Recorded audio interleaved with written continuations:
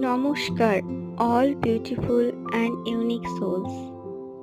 আমার সাথে সাথে তোমরাও এই অ্যাফার্মেশনগুলো রিপিট করো। আমি আমার সম্পর্কে যে ভুল ত্রুটি করেছি সে ভুল ত্রুটি থেকে নিজেকে মুক্ত করছি এবং আমার মনের মানুষের সঙ্গে একটা নতুন সুন্দর সূচনা করছি। আমি আমার মনের মানুষের প্রতি আনকন্ডিশনাল ভালোবাসা, সম্মান, সততা এবং বিশ্বাস রেখেছি।